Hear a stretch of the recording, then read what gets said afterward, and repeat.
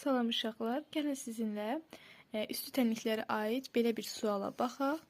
Deməli verilib ki, 6x bərabərdir 3-ün üstündə x plus 1 olarsa 8 üstü x-i hesablayın.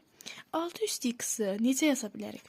6 üstü x-i 2 vurulsun 3 üzərində x yaza bilərik. Düzdür? Sonra 3x plus 1 yazırıq.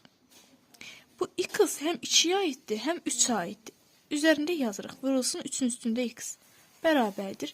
3 üstü x üstə 1 isə 3-ün üstündə x vurulsun 3 kimi parçalamaq olar. Aydındır.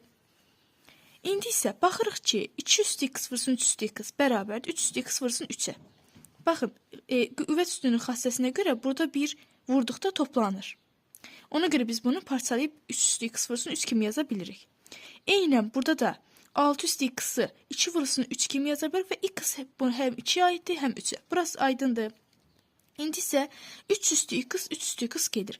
Bunu daha aydın başa düşmək istəyirsinizsə, 2 üstü x vurulsun 3 üstü x bərabərdir 3 üstü x vurulsun 3 olarsa, nə üçün bu 3 üstü x-lar gedir? Əgər daha aydın başa düşmək istəyirsinizsə, 2 üstü x vurulsun 3 üstü x, bu 3 üstü x-i bölsək, məxrəcə düşsə, bərabərdir 3. 3 üstü x-i 3 üstü x-ə böldükdə 1 qalır. 2 üstü x bərabər olur nəyə? 3-ə. Aydındır. İndi yazırıq. Sadəcə alınmasını yazmağa çalışdım burada sizin üçün. 2 üstü x bərabərdir 3-ə. İndi mən 2 üstü x-i harada görsəm yerinə 3 yazacağım. Burası aydın. İndi gəlirik ki, 8 üstü x-i ifadə etmək lazımdır. Qiymətini tapmaq lazımdır. Yazırıq 8 üstü x bərabərdir. 8 üstü x-i nə kimi yaza bilərik? 8 2-nin kubudur. 2-nin kubu x. Düzdür? Biz bunu 2-nin üstü x-in də kubu kimi yaza bilərik. Düzdür uşaqlar?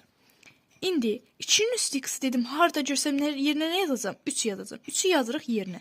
3-ün nəyi? Kubu. Neçə eləyəcək? 27. Və bununla da misalımızı həll etmiş olduq. Əgər hardasa qaranlıq qalan yer olarsa, şərhlərdə bildirib suallarınızı verə bilərsiniz.